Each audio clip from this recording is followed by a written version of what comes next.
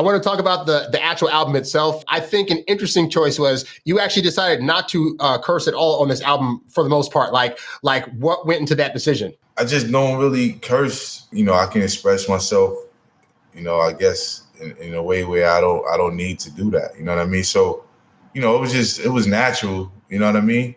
I had some curses on there that, I let people hear and they were like, yo, look, why don't you, I believe that, sometimes you might need to curse to get your point across and for people to understand what you're trying to say. But I also believe that, too much of it, kind of, dampens your energy, you know what I mean? Because, a lot of curses have like a negative, connotation to them, like, you know what I mean? So, I try to keep a positive energy. It also, resonates in the music that I make, Well, it's interesting you say positive energy because there have been other artists that have gone to jail before that have, recorded things here and there. And even with that, a lot of that still steers towards like, talking about violence and drugs and banging a bunch of chicks and all this other stuff. When I saw you had an album, I didn't know what to expect in terms of the content. And then listening to it, it was like, very, very positive leaning. So like, is that just your general demeanor or like what steered you to make this a more positive record as opposed to like, you're in jail due to negative circumstances? You could have easily gone in a different direction. Why did you choose to do a positive one? With being in jail and my situation is obvious. Like you heard about it. You know why I'm in jail. You know that I'm in jail.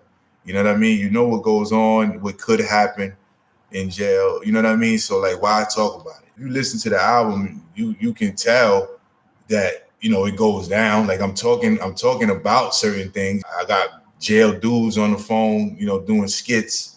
Like if you don't think, it's what you think is going on in here, then, why, then you don't need me to explain it. It's other things that we can talk about, things that we have on our minds, things that, we've been through things, situations, to me that it didn't seem like something that people needed to hear from me. My thought was if he weren't recording this from jail, I wouldn't be able to tell in terms of the subject matter content that was any different from like your earlier Bad Boy records. Like you have party songs, motivational songs that are for the women.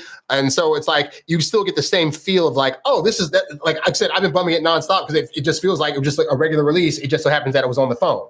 Oh, wow. Appreciate it. Yeah, man. I ain't gonna lie. I listen to it too. You know what I'm saying? I'm like, yeah, I want to record it. I want to re-record it sooner or later, Yeah, I think I was telling Ethan, like the phone aspect, it just feels like it becomes like the aesthetic of the album. Like when I hear it now, it's like I barely realize like, oh, it was on the phone because I'm so tuned into like what you were saying. And then like the variety of beats that you picked for this was also absolutely incredible. Like how did you decide what beats you were going to use? And then how did you decide what songs you were going to use? Because if you had like all these songs for all these years, what made you pinpoint certain ones to actually use for the record? I don't know. That's kind of, after a while it becomes like kind of instinct, you know what I mean? To make a certain sound or to have a certain element with the albums that you put out, you'll be like, okay, I need something, up tempo now. You know what I mean? I've been doing all of these kind of slower tempo songs, you know what I'm saying? So that's how a lot of that came about. Like I was like, okay, I need something,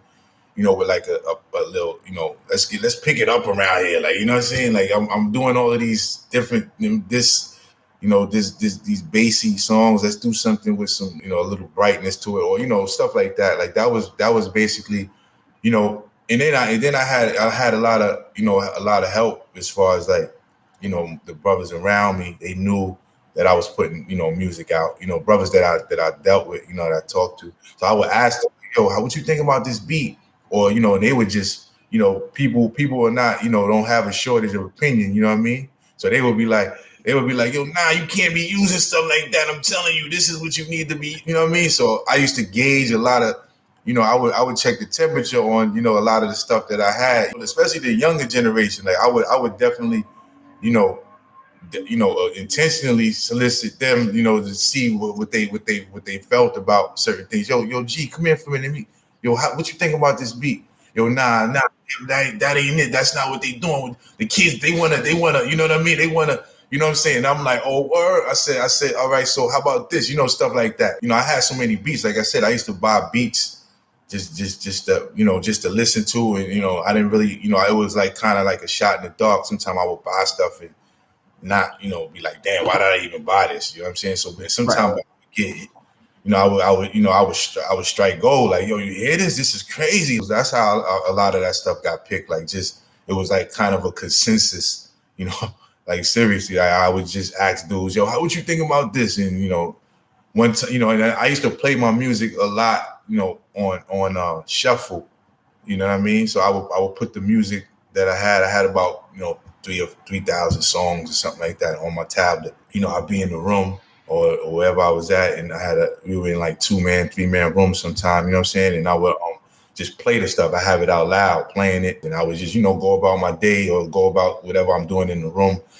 And, you know, song and the beats would just come on because they were on the playlist. That helped me pick a lot of beats too, because like when you have songs playing in the selection of other music that's already out, you know what I mean? When they come on, you can kind of gauge whether or not, you know, they're like up to par. You know what I'm saying? Because it's just a sound, you hear it, and you like, damn, this sound like something that's already out. Like, you know what I mean? And like that's how we picked a lot of those beats. Like they'll come on, and I'm like, damn, you hear that? And my neighbor would be like, yeah, that's fire right there. You know what I mean?